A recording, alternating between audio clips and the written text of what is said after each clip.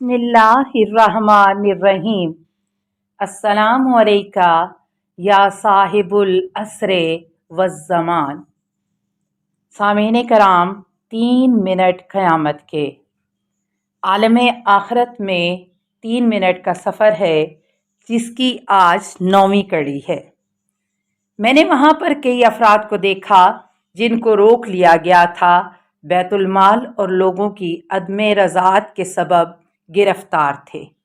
ये बात एक बार फिर बताऊं कि वो दुनिया ज़मान और मकान की कैद से मुनज़्ज़ा और आज़ाद है।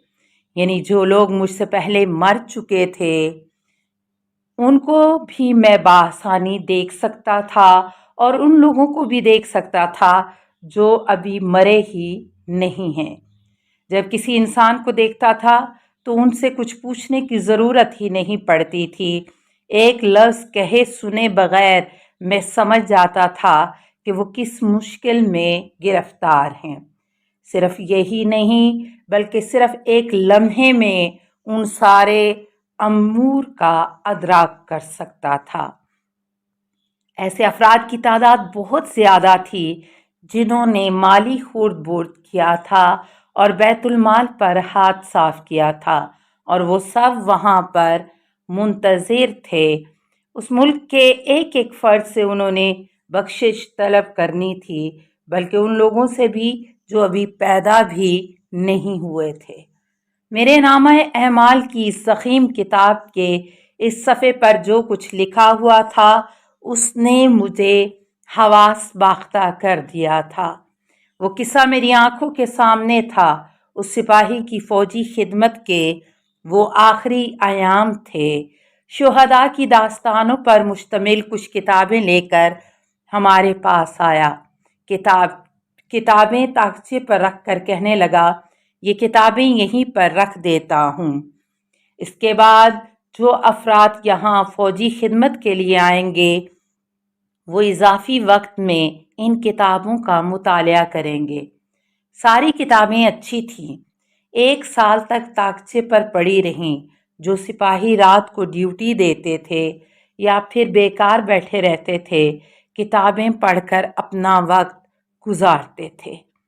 वक्त गुजरता गया और फिर एक दिन मेरा किसी और जगह ट्रांसफ़र हो गया। जाते हुए अपने ज़ाती सामान के साथ 2 किताबें भी लेकर आया। 1 महीना गुजर गया और मैंने महसूस किया कि यहाँ इन किताबों को पढ़ने वाला कोई नहीं है। पहली वाली जगह की बनिस्बत यहाँ किताब ख़्वानी का माहौल नहीं है। सिपाहियों और दूसरे अफराद के पास अज़ाफ़ी वक्त नहीं बचता था, लिहाजा मैंने किताबें उठाकर अपनी पहली वाली जगह पर रख दीं, ये सोचकर कि यहाँ लोग उससे बेहतर मुस्तफ़ीद हो सकेंगे। मेज़ के पीछे मौजूद जवान ने इस वाक़े की जानिब इशारा करते हुए कहा, ये किताबें बैतुल माल का हिस्सा थीं और उसी जगह के लिए वक्फ की गई थीं, और आपने बग़ैर इजाज़त उनको किसी और जगह मुंतकिल कर दिया था। अगर तुमने ये किताबें वहीं छोड़ दी होती और उनको वापस लेकर नहीं गए होते तो जान लो तुमने उन तमाम सिपाहियों और कारकुनों से माफ़ी मांगनी थी। खौफ के मारे मेरा बदन कांप रहा था। मैंने तो नेक नियति से ये काम किया था। मेरी कोई ज़ाती इस्तिफ़ादा हासिल करने की कोशिश नहीं थी। अपने घर में भी लेकर नहीं गया था, बल्कि किसी और यूनिट में लेकर गया था ताकि किताबों से बेहतर इस्तिफ़ादा हो सके। खुदाया, इन लोगों का क्या बनेगा जिन्होंने बैतुल माल में खयानत की है और उनको अपने ज़ाती मलकियत करार दिया है। उसी ज़माने में मेरी मुलाकात अपने एक दोस्त से हुई। वो हमारा कुलीग था। हमारे दोस्तों में से वो दयानतदार और बाअखलाक लड़का था। उसने अपने कमांडर से एक भारी रकम ली थी ताकि अपने यूनिट के लिए कुछ ज़रूरी सामान खरीद सके। उसने ये रकम दफ्तर की अलमारी में रखने के बजाय अपनी जेब में रख ली थी। दूसरे दिन ट्रैफिक हादसे में उसका इंतकाल हुआ।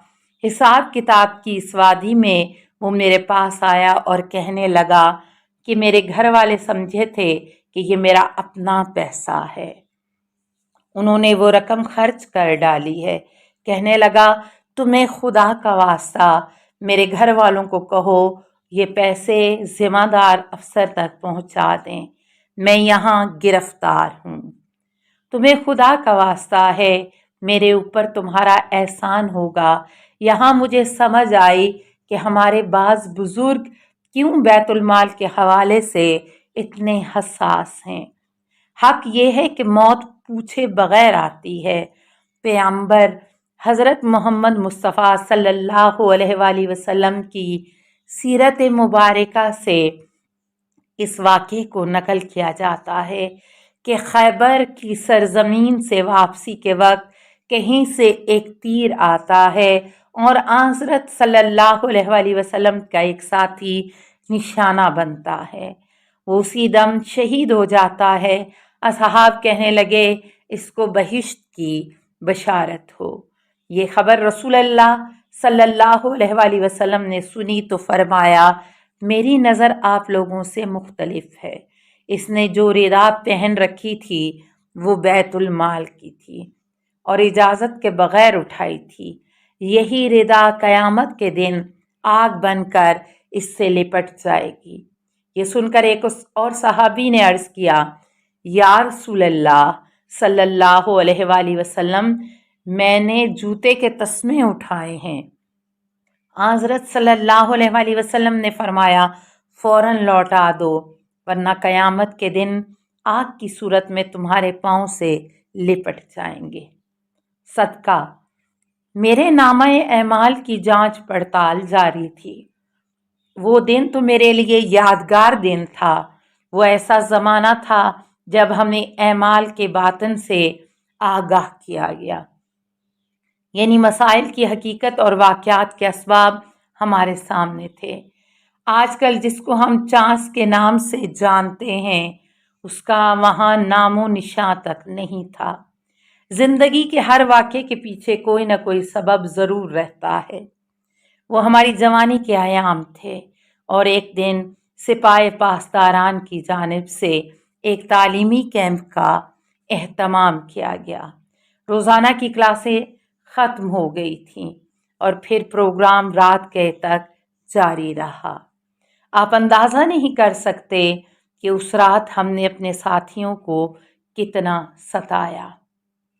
اکثر دوست سو گئے اور خیموں کے اندر جا کر جو سو گئے تھے میں اور میرا ایک دوست جا کر ایک ایک کو زبردستی نیند سے جگاتے تھے۔ اسی وجہ سے میرے ایک اور دوست کو ایک چھوٹا سا خیمہ دیا گیا اور ہمیں دوسروں سے الگ کر دیا گیا۔ دوسری رات بھی ہم باز نہیں آئے اور ایک بار پھر دوستوں کو جی بھر کر ستایا۔ اس کے بعد تیزی کے ساتھ واپس اپنے خیمے کی جانب پلٹ آئے۔ یہ الگ بات ہے کہ اپنے سارے اچھے اعمال اور ان کا ثواب اپنی حرکتوں کی وجہ سے برباد کر دیا۔ رات کا آخری پہر تھا اور جب میں نے اپنے خیمے میں قدم رکھا تو یہ دیکھ کر ٹھٹک گیا کہ میرے بستر پر کوئی اور سو رہا ہے۔ میں اپنے لیے ایک اسپیشل سرہانہ لے کر آیا۔ 2 عدد کمبل بھی تھے اور میں نے سونے کے لیے ایک آرام دہ بستر بنایا تھا۔ میرے خیمے میں روشنی نہیں تھی لہٰذا مجھے پتہ نہیں چلا کہ میرے بستر پر کون سو رہا ہے۔ میں سوچ رہا تھا شاید کوئی دوست مجھے تنگ کرنے کے ارادے سے یہاں سو گیا ہے۔ میں نے فوجی جوتا پہنا ہوا تھا اور خیمے میں داخل ہوتے ہی ایک مضبوط لات سوئے ہوئے بندے کو رسید کی۔ خدا کی پناہ، یہ تو حاجی آقا ہیں، یہ ہمارے کیمپ کے امام جماعت تھے۔ میری لات سے وہ اپنی جگہ سے اچھل گئے اور زور سے چیخ ماری، کون ہے؟ کیا ہوا؟ میرے تو حواس جواب دے گئے تھے۔ میں خیمے سے 9-2-11 ہو گیا۔ وہ تو بعد میں مجھے پتا چلا کہ آقا صاحب کے پاس سونے کی جگہ نہیں تھی۔ دوستوں نے مجھے اذیت کرنے کی خاطر یہ کہہ کر انہیں میرے بستر پر سلا دیا تھا کہ جناب یہ جگہ ہم نے آپ کے لیے آمادہ کی ہے۔ मैंने उन्हें बुरी तरह से लात मारी थी। उनका एक हाथ दिल पर और दूसरा हाथ से अपनी कमर पकड़ रखी थी। आका साहिब खैमे से बाहर आए और कहने लगे, खुदा करे तुम्हारी टांग टूट जाए। मैंने तुम्हारा क्या बिगाड़ा था जो तुमने मुझे लात मारी? मैं सामने आया और कहा, आका साहिब मैं शर्मिंदा हूँ, माफ़ी चाहता हूँ। मैंने आपको पहचाना नहीं था।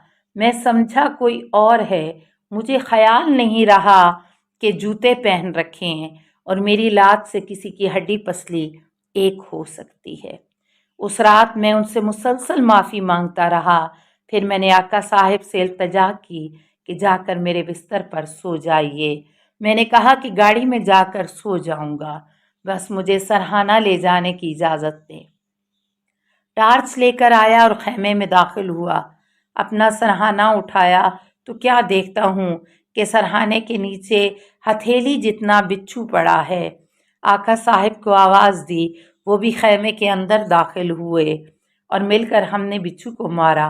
आका साहिब ने मुझे गौर से देखा और कहने लगे, बरखुरदार, आज तुमने मेरी जान बचाई है, लेकिन तुम्हारी लात ने मेरे 14 तबक रोशन कर दिए। अभी भी दर्द से मरा जा रहा हूँ। इजाज़त लेकर गाड़ी में सो गया और अगले दिन हम कैंप समेट कर वापस आ गए।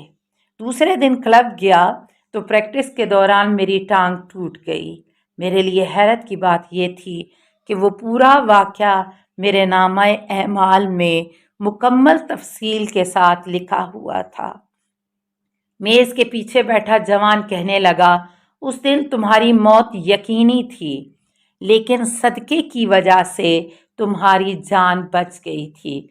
वो बिच्छू तुम्हारी मौत बनकर वहां आया था। उसी लम्हे सदके वाली वीडियो मेरे सामने थी। उस दिन शाम से पहले मेरी बेगम का फ़ोन आया था। कहने लगी, हमारा फलां हमसाया बहुत तंग दस्त है, उनके पास खाने के लिए भी कुछ नहीं है। मुझसे पूछा, तुम्हारे कुछ पैसे घर में रखे हैं, अगर तुम इजाज़त दो तो उनमें से थोड़ी सी रकम उनको दे दूं। मैंने कहा, ये पैसे मैंने पाई पाई जोड़कर इकट्ठे किए हैं ताकि बाइक खरीदूं, लेकिन कोई बात नहीं, अब तुम्हारी मर्जी, जितना चाहो उनको दे सकती हो। सामीने कराम, दोस्तों को सताना ये वजह बनी इस कड़ी में एमाल के महव होने की। सामीने कराम, दोस्तों को सताना और उनकी दिल आज़ारी करना बेअक्ली की अलामत है। सिलसिला आईना में हम बेअक्ली के हवाले से, क्या मैं बेअक्ल हूँ, हम एक कड़ी कर चुके हैं। उसका लिंक यहाँ पर इसकी डिस्क्रिप्शन में पोस्ट किया जाएगा ताकि सामीने कराम जो सुनना चाहते हैं उनके लिए आसानी हो और उन्हें उसके बारे में पता चल सके। अस्सलामु अलैका या अबा अब्दिल्ला अल हुसैन, अल्लाहुम्मा सल्ले अला मुहम्मदिन व आले मुहम्मद।